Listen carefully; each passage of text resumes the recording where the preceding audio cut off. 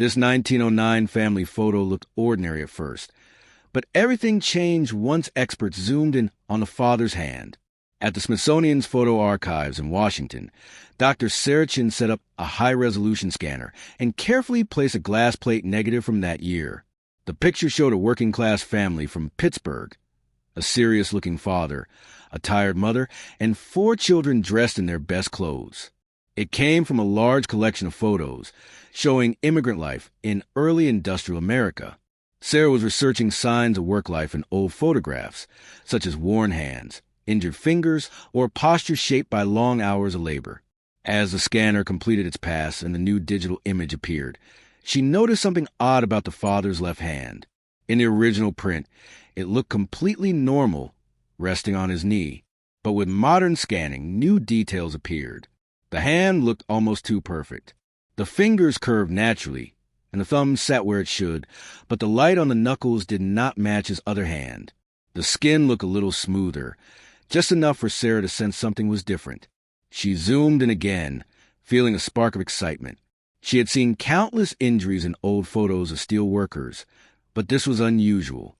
She called her colleague, Dr. Michael Torres, who specialized in early medical devices and prosthetics. When he arrived, Michael studied the enlarged image without speaking for several moments.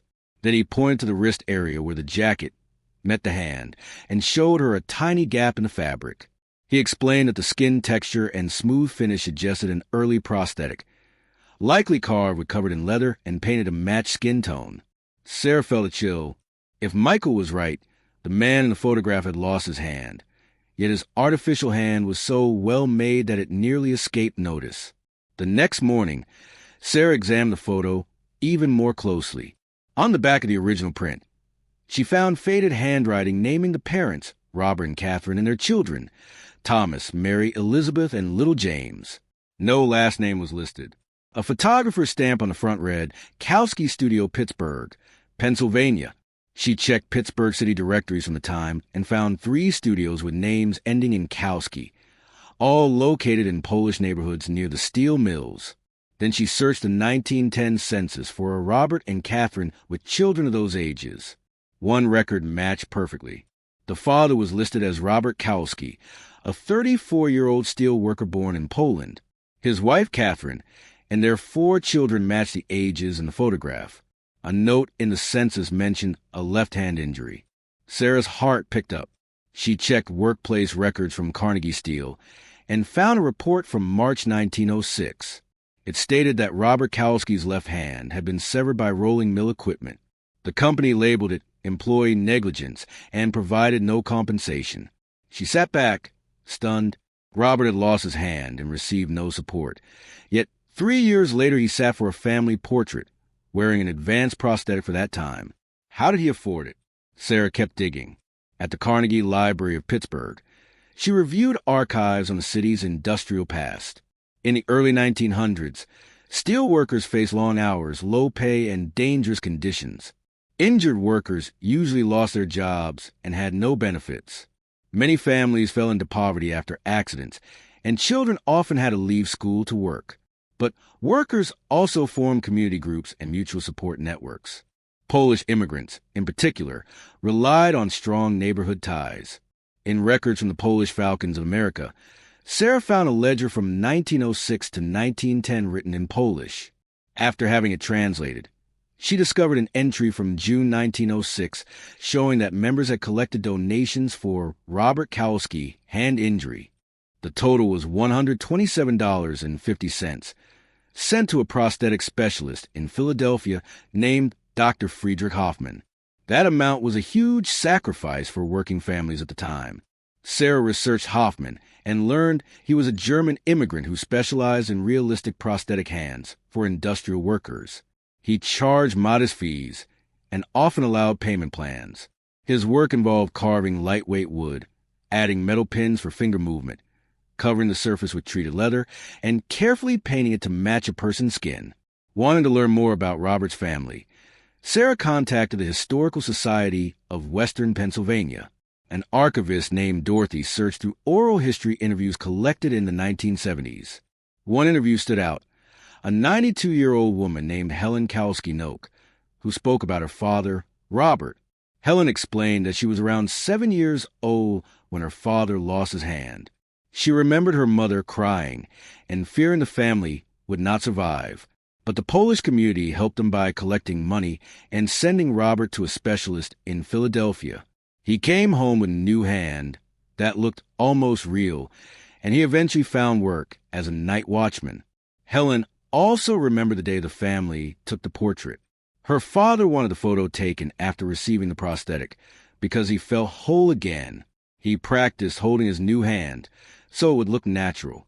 The family saved money all year to afford the studio photo. The story moved Sarah deeply. The photo was not just a portrait.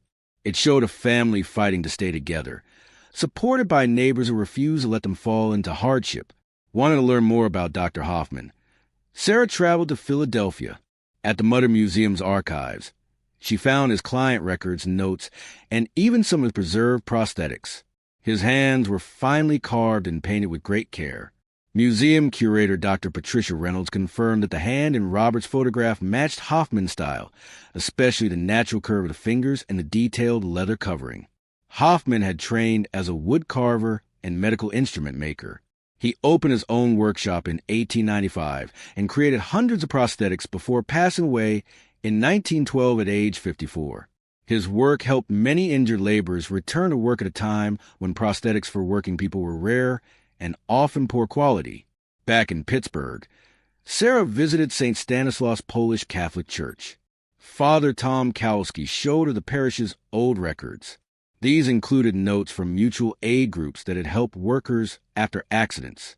The 1,906 records show donations collected for Robert from dozens of families who gave whatever they could.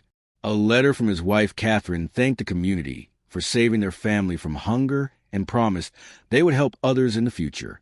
A 1915 parish record confirmed that Robert was working as a warehouse watchman and that his family regularly contributed to the community fund, continuing the cycle of support.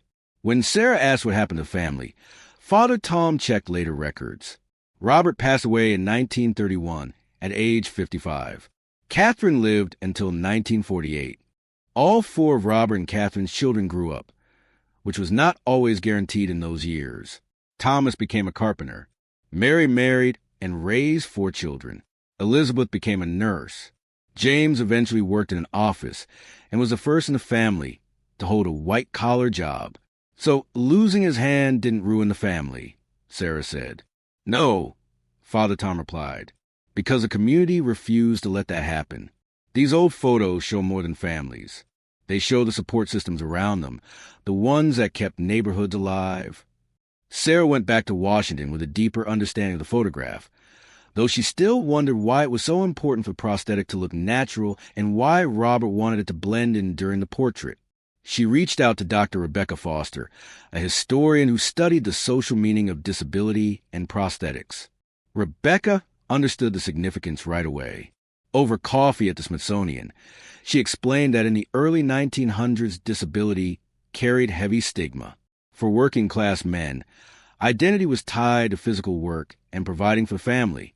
A visible disability often signaled that a man could no longer hold that role. She pulled out a book filled with photos and ads from the era. Many advertised prosthetics by stressing how natural they looked. The message was clear. Appearance mattered because appearing able-bodied could influence employment and acceptance. Sarah thought about Robert practicing how to hold his prosthetic for the portrait. So, a realistic prosthetic wasn't vanity. It was about survival, she said.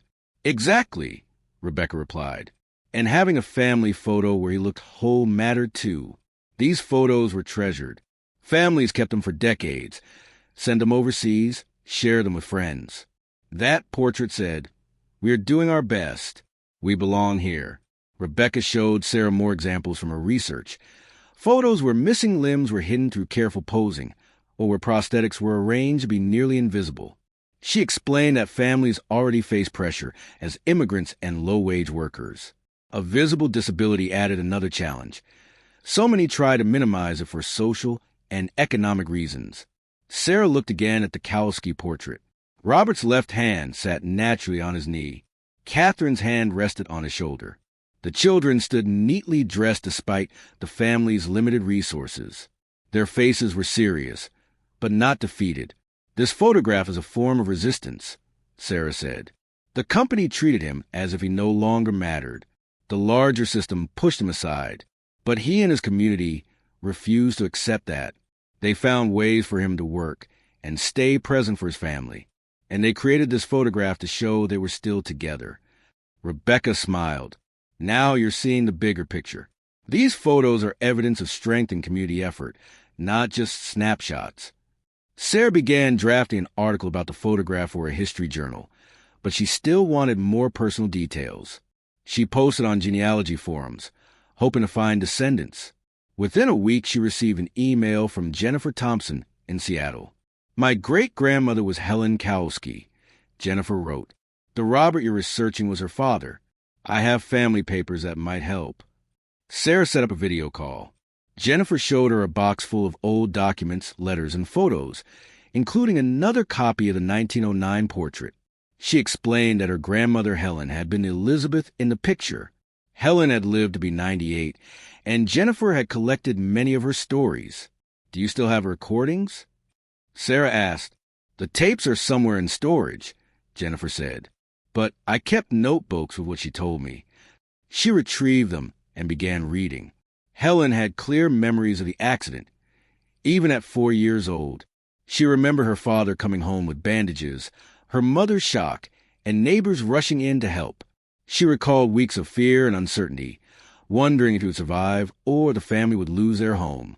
She remembered men from the Falcons visiting to tell her parents about the money collected for prosthetic and her mother's relief. She remembered her father traveling to Philadelphia and returning 2 weeks later with the artificial hand, gathering all the children to gently explain that although the hand was wooden, it would help him work again. He told them not to feel ashamed and reminded them that the accident was not his fault. He said that the mill was dangerous, and the community helped because they believed in supporting one another.